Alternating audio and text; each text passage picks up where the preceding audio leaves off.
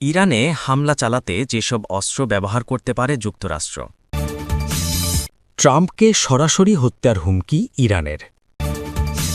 ভবিষ্যৎ যুদ্ধের রূপ বুঝতে চীনের কোয়ান্টাম অস্ত্র নির্মাণ। গত বছর ইরানের পারমাণবিক স্থাপনায় চালানো বিমান হামলাকে বড় সামরিক সাফল্য হিসেবে তুলে ধরেছিল ট্রাম্প প্রশাসন। ওই অভিযানে যুক্তরাষ্ট্রের B-2 বোমারু বিমানকে বিশ্বের সবচেয়ে শক্তিশালী ১৪টি বোমা ফেলা হয়। এছাড়া অভিযানে সহায়তা করতে বহু যুদ্ধবিমান, জ্বালানি সরবরাহকারী বিমান ও অন্যান্য সহায়ক বিমান অংশ নেয়। এখন আবার ইরানে হামলার হুমকি দিচ্ছেন প্রেসিডেন্ট ডোনাল্ড ট্রাম্প। এবার তার বক্তব্যের পেছনে যুক্তি হিসেবে তুলে ধরা হচ্ছে তেহরানের কঠোর শাসনের বিরুদ্ধে রাস্তায় নামার সাধারণ মানুষের আন্দোলনের প্রতি সংহতি। তবে বিশ্লেষকদের মতে নতুন করে যুক্তরাষ্ট্র হামলা চালালে তা গত গ্রীষ্মের মতো সীমিত পরিসরের পারমাণবিক স্থাপনায় আঘাতের মধ্যে সীমাবদ্ধ নাও থাকতে পারে। বিক্ষোভকারীদের সমর্থনে হামলা চালাতে হলে ইরানের ইসলামিক রেভলিউশনারি গার্ড কর্পস বা IRGC, তাদের সহযোগী বাসিজ বাহিনী এবং পুলিশ বাহিনীর কমান্ড সেন্টার ও সংশ্লিষ্ট স্থাপনাগুলো লক্ষ্যবস্তু হতে পারে। এ বাহিনীগুলোই মূলত বিক্ষোভ দমনে কঠোর অভিযান চালাচ্ছে। কিন্তু সমস্যা হল, এসব কমান্ড সেন্টারের অনেকগুলোই জনবসতিপূর্ণ এলাকায় অবস্থিত। এতে হামলা হলে বেসামরিক মানুষের প্রাণহানির ঝুঁকি থাকে। বিশ্লেষকদের মতে এতে উল্টো ফল হতে পারে। এতে যুক্তরাষ্ট্র যাদের সমর্থন করতে চায় সেই সাধারণ মানুষই ক্ষতিগ্রস্ত হতে পারে। পাশাপাশি ইরান সরকার এটি প্রচারণার হাতিয়ার হিসেবে ব্যবহার করতে পারে। যুক্তরাষ্ট্রের সাবেক নৌবাহিনী কর্মকর্তা ও বিশ্লেষক কার্ল সুস্টার বলেন, যাই করা হোক তা অত্যন্ত নির্ভুল হতে হবে। IRGCর বাইরে কোনো বেসামরিক হতাহত হলে পরিস্থিতি উল্টো দিকে যেতে পারে। তার মতে সামান্য ভুলেও বেসামরিক মানুষ নিহত হলে যুক্তরাষ্ট্রকে আর মুক্তিদাতা হিসেবে দেখা হবে না। তখন অনেক সংস্কারপন্থী মানুষও যুক্তরাষ্ট্রের বিরুদ্ধে অবস্থান নিতে পারে। কোন লক্ষ্যবস্তুতে হামলা হতে পারে? অস্ট্রেলিয়ার গ্রিফিথ এশিয়া ইনস্টিটিউটের গবেষক পিটার লেইটন বলেন, বেসামরিক হতাহতের ঝুঁকি থাকলেও যুক্তরাষ্ট্রের সামনে বিভিন্ন ধরনের লক্ষ্যবস্তু রয়েছে। তার মতে শীর্ষ নেতৃত্ব পরোক্ষভাবে ঝুঁকিতে থাকতে পারে। তবে আগের হামলা থেকে শিক্ষা নিয়ে তারা গুরুত্বপূর্ণ স্থাপনা ও ব্যক্তিদের লুকিয়ে রাখা ও ছড়িয়ে দেওয়ার কৌশল নিয়েছে। সুস্টারের ভাষায়, ইরান জানে কিভাবে গুরুত্বপূর্ণ বিষয় আড়ালে রাখতে হয়। তবে আমরা দেখিয়েছি, যেটা খুঁজে পাই সেটায় আঘাত করতে পারি। তবুও শাসক গোষ্ঠীর নেতাদের বাসভবন বা দপ্তরে হামলা একটি বার্তা দিতে পারে বলে মনে করেন লেইটন। তার মতে সামরিক দিক থেকে এর গুরুত্ব কম হলেও এটি প্রতীকী পদক্ষেপ হতে পারে। আরেকটি কৌশল হতে পারে অর্থনৈতিক চাপ। বিশ্লেষকদের মতে IRGC ও শীর্ষ নেতৃত্বের দেশের বিভিন্ন খাতে ব্যবসা ও অর্থনৈতিক স্বার্থ রয়েছে। এসব স্থাপনায় হামলা চালানো হলে ব্যক্তিগত ও পারিবারিকভাবে তারা ক্ষতিগ্রস্ত হবে। অস্ট্রেলিয়া গভর্নমেন্টের এক হিসেবে বলা হয়েছে, ইরানের মোট দেশজ উৎপাদনের 1/3 থেকে 2/3 পর্যন্ত নিয়ন্ত্রণ করে IRGC। এই বিশাল অর্থনৈতিক নেটওয়ার্কের দুর্বল জায়গাগুলো খুঁজে বের করাই হতে পারে লক্ষ্য। সুস্টার বলেন, উদ্দেশ্য হতে পারে IRGCর সদস্যদের নিজেদের নিরাপত্তা নিয়ে বেশি চিন্তিত করে তোলা, যেন তারা শাসন ব্যবস্থার স্বার্থে ঝুঁকি নিতে অনাগ্রসী হয়। গত বছরের হামলায় B-2 বোমারু বিমান প্রধান ভূমিকা রাখলেও এবার ভিন্ন ধরনের অস্ত্র ব্যবহারের সম্ভাবনা বেশি বলে মনে করছেন বিশ্লেষকরা। সুস্টারের মতে IRGCর আঞ্চলিক সদর দপ্তর ও ঘাঁটিতে টমাহক ক্রুজ ক্ষেপণাস্ত্র ব্যবহার করা যেতে পারে। এসব ক্ষেপণাস্ত্র সাবমেরিন বা যুদ্ধজাহাজ থেকে ইরানের উপকূলের অনেক দূর থেকেই নিক্ষেপ করা সম্ভব। এতে মার্কিন সেনাদের ঝুঁকি কম থাকে। আরেকটি বিকল্প হল জ্যাসাম নামের দূরপাল্লার ক্রুজ ক্ষেপণাস্ত্র। এতে শক্তিশালী বোমা থাকে এবং এটি বিভিন্ন ধরনের যুদ্ধবিমান থেকে নিক্ষেপ করা যায়। ড্রোনের ব্যবহারেও সম্ভাবনা উড়িয়ে দিচ্ছেন না বিশ্লেষকরা। তবে স্বল্পপাল্লার বোমা ফেলে চালিত বিমানের হামলা ঝুঁকিপূর্ণ বলে মনে করা হচ্ছে। বর্তমানে মধ্যপ্রাচ্যে যুক্তরাষ্ট্রের কোনো বিমানবাহী রণতরী কাছাকাছি অবস্থানে নেই। ফলে দ্রুত হামলা চালাতে হলে পারস্য উপসাগরীয় অঞ্চলের ঘাঁটি বা আরও দূরের ঘাঁটি থেকে অভিযান চালাতে হতে পারে। গত গ্রীষ্মে B-2 বোমারু বিমানগুলো যুক্তরাষ্ট্রের মিসৌরি অঙ্গরাজ্য থেকে টানা উড়াল দিয়ে ইরানে হামলা চালিয়েছিল। মাঝপথে আকাশেই জ্বালানি নেওয়া হয়েছিল। একইভাবে অন্যান্য যুদ্ধবিমানও আকাশে জ্বালানি নিয়ে অভিযান চালাতে পারে। পেনসিলভেনিয়ায় ট্রাম্পের উপর হামলার রক্তমাখা ছবি দেখিয়ে ইরানের রাষ্ট্রীয় টিভি হুঁশিয়ারি দিয়ে বলেছে, এবার আর বুলেট লক্ষ্যভ্রষ্ট হবে না। বুধবার 15ই জানুয়ারি তেহরানে এক শেষকৃত্য অনুষ্ঠান চলার সময় ক্যাপশনে পার্সি ভাষায় বার্তাটি দেয় দেশটির টিভি চ্যানেল। ইসরায়েলের I-24 নিউজ এবং জেরুজালেম পোস্ট পত্রিকার এক সাংবাদিক পার্সি ভাষা থেকে অনুবাদ করে এক্সে এই পোস্টটি শেয়ার করেন। ইরানে 2 সপ্তাহের বেশি সময় ধরে চলা বিক্ষোভটি এখন সরকার পতনের আন্দোলনে রূপ নিয়েছে। মূল্যবৃদ্ধি আর মুদ্রাস্ফীতির প্রতিবাদে পথে নেমেছে সাধারণ মানুষ। বিভিন্ন মানবাধিকার সংস্থার তথ্য অনুযায়ী মৃতের সংখ্যা ৬০০ ছাড়িয়েছে। এমন পরিস্থিতিতে ট্রাম্প প্রকাশ্যেই হুমকি দিয়ে বলেন, ইরান যদি কঠোরভাবে বিক্ষোভে দমনপীড়ন চালায় তবে যুক্তরাষ্ট্র বিক্ষোভকারীদেরকে উদ্ধারে এগিয়ে আসবে। ট্রাম্পের এই মন্তব্য ঘিরেই চটেছে ইরান।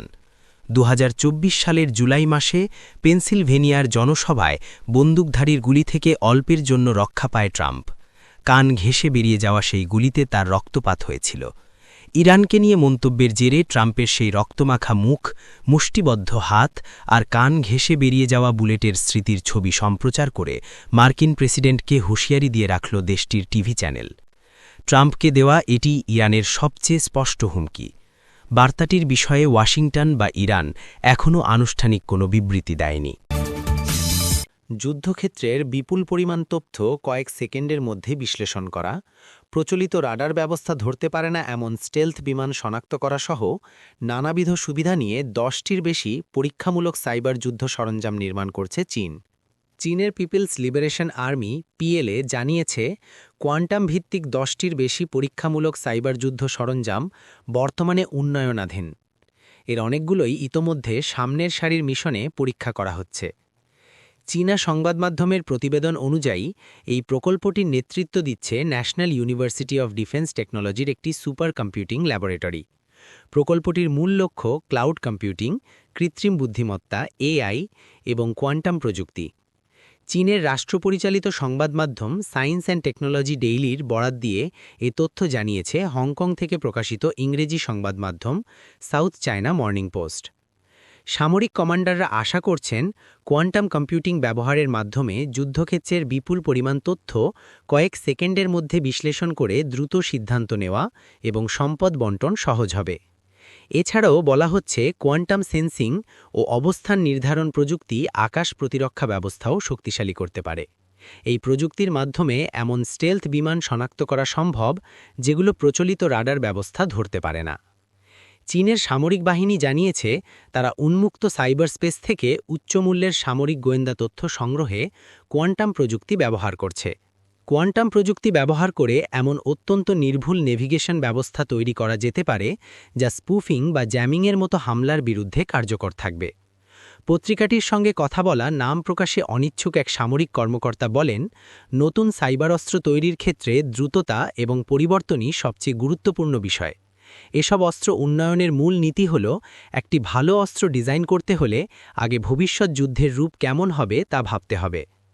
পিএলের ইনফরমেশন সাপোর্ট ফোর্সের গবেষক লিউ ওয়ে পত্রিকাটিকে বলেন, গবেষক দল সাইবার নিরাপত্তার ওপর ভিত্তি করে যুদ্ধক্ষেত্র সম্পর্কে নতুন সচেতনতা মডেল তৈরিতে কাজ করছে। ভবিষ্যতেও আমরা সামরিক বাহিনীর সঙ্গে ঘনিষ্ঠ অংশীদারিত্ব বজায় রাখব, যাতে তাদের আরও ভালোভাবে সেবা দেওয়া যায়। প্রতিবেদন অনুযায়ী এই ইউনিটের গবেষকেরা সামনের সারির সেনাদের সঙ্গে সরাসরি কাজ করছেন, যাতে তাদের প্রকৃত চাহিদা ভালোভাবে বোঝা যায়। 1 বছরের মধ্যে সংগৃহীত আলাদা আলাদা তথ্য ব্যবহার করে তারা একটি সমন্বিত পরিস্থিতি মানচিত্র তৈরি করেছেন। প্রতিবেদনটিতে কোয়ান্টাম কম্পিউটিং ও সুপার কম্পিউটিং ইউনিটের এক জ্যেষ্ঠ কর্মকর্তার বক্তব্য উদ্ধৃত করা হয়।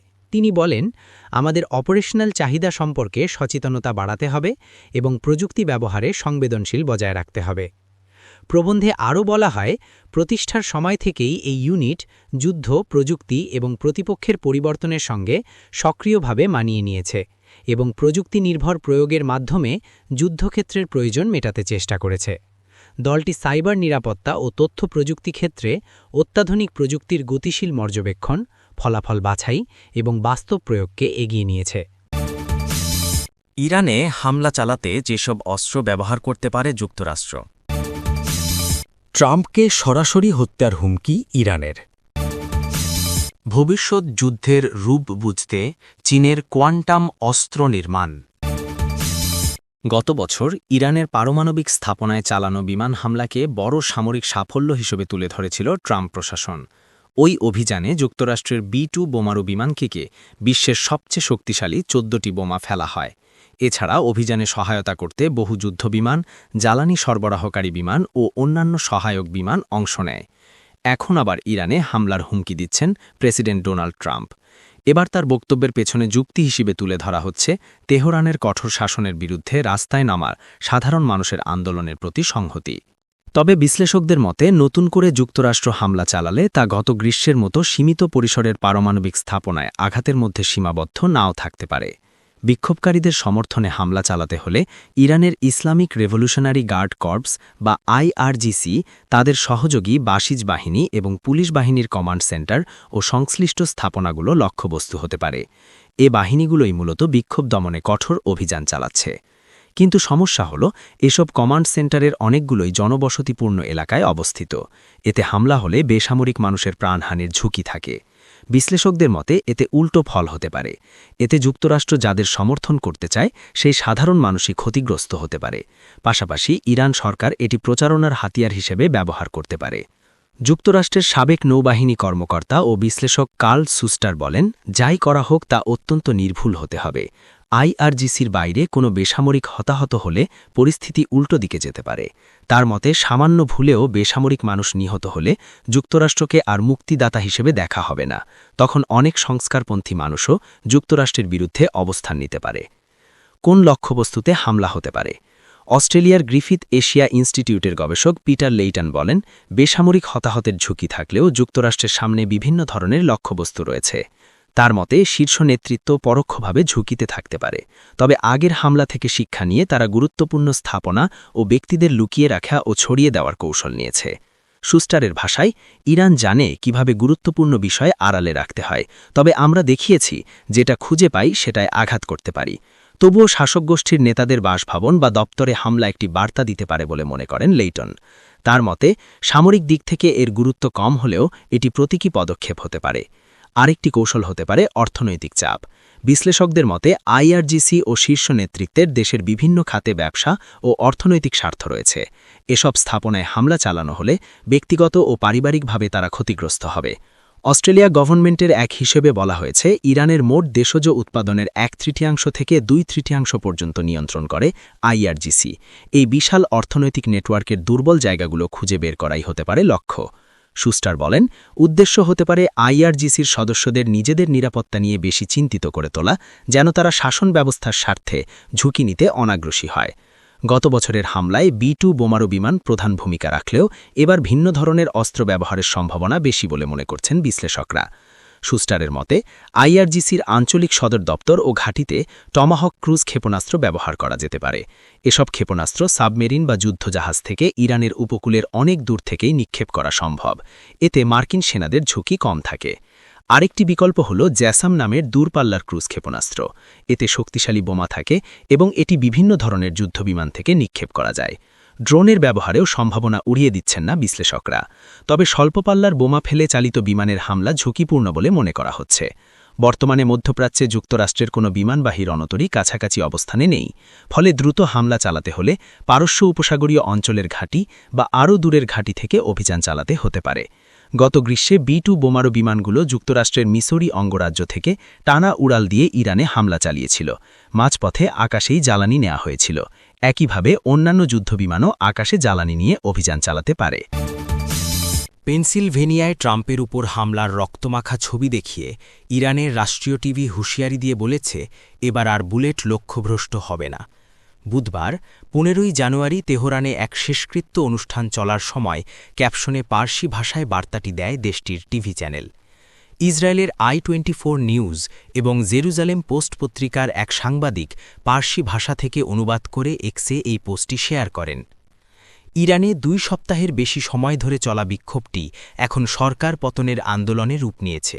মূল্যবৃদ্ধি আর মুদ্রাস্ফীতির প্রতিবাদে পথে নেমেছে সাধারণ মানুষ। বিভিন্ন মানবাধিকার সংস্থার তথ্য অনুযায়ী মৃতের সংখ্যা 600 ছাড়িয়েছে। এমন পরিস্থিতিতে ট্রাম্প প্রকাশ্যেই হুমকি দিয়ে বলেন, ইরান যদি কঠোরভাবে বিক্ষোভে দমনপীড়ন চালায় তবে যুক্তরাষ্ট্র বিক্ষোভকারীদেরকে উদ্ধারে এগিয়ে আসবে। ট্রাম্পের এই মন্তব্য ঘিরেই চটেছে ইরান। 2024 সালের জুলাই মাসে পেনসিলভেনিয়ার জনসভায় বন্দুকধারীর গুলি থেকে অল্পের জন্য রক্ষা পায় ট্রাম্প। কান ঘেঁষে বেরিয়ে যাওয়া সেই গুলিতে তার রক্তপাত হয়েছিল। ইরানকে নিয়ে মন্তব্যের জেরে ট্রাম্পের সেই রক্তমাখা মুখ, মুষ্টিবদ্ধ হাত আর কান ঘেঁষে বেরিয়ে যাওয়া বুলেটের স্মৃতির ছবি সম্প্রচার করে মার্কিন প্রেসিডেন্টকে হুঁশিয়ারি দিয়ে রাখল দেশটির টিভি চ্যানেল। ট্রাম্পকে দেওয়া এটি ইরানের সবচেয়ে স্পষ্ট হুমকি। বার্তাটির বিষয়ে ওয়াশিংটন বা ইরান এখনও আনুষ্ঠানিক কোনো বিবৃতি দেয়নি। যুদ্ধক্ষেত্রের বিপুল পরিমাণ তথ্য কয়েক সেকেন্ডের মধ্যে বিশ্লেষণ করা, প্রচলিত রাডার ব্যবস্থা ধরতে পারে না এমন স্টেলথ বিমান শনাক্ত করা সহ নানাবিধ সুবিধা নিয়ে 10টির বেশি পরীক্ষামূলক সাইবার যুদ্ধ সরঞ্জাম নির্মাণ করছে চীন। চীনের পিপলস লিবারেশন আর্মি পিএলএ জানিয়েছে, কোয়ান্টাম ভিত্তিক 10টির বেশি পরীক্ষামূলক সাইবার যুদ্ধ সরঞ্জাম বর্তমানে উন্নয়নাধীন। এর অনেকগুলোই ইতোমধ্যে সামনের সারির মিশনে পরীক্ষা করা হচ্ছে। চীনা সংবাদমাধ্যমের প্রতিবেদন অনুযায়ী এই প্রকল্পটির নেতৃত্ব দিচ্ছে ন্যাশনাল ইউনিভার্সিটি অফ ডিফেন্স টেকনোলজির একটি সুপার কম্পিউটিং ল্যাবরেটরি। প্রকল্পটির মূল লক্ষ্য ক্লাউড কম্পিউটিং, কৃত্রিম বুদ্ধিমত্তা এআই এবং কোয়ান্টাম প্রযুক্তি। চীনের রাষ্ট্রপরিচালিত সংবাদমাধ্যম সায়েন্স অ্যান্ড টেকনোলজি ডেইলির বরাত দিয়ে এ তথ্য জানিয়েছে হংকং থেকে প্রকাশিত ইংরেজি সংবাদমাধ্যম সাউথ চায়না মর্নিং পোস্ট।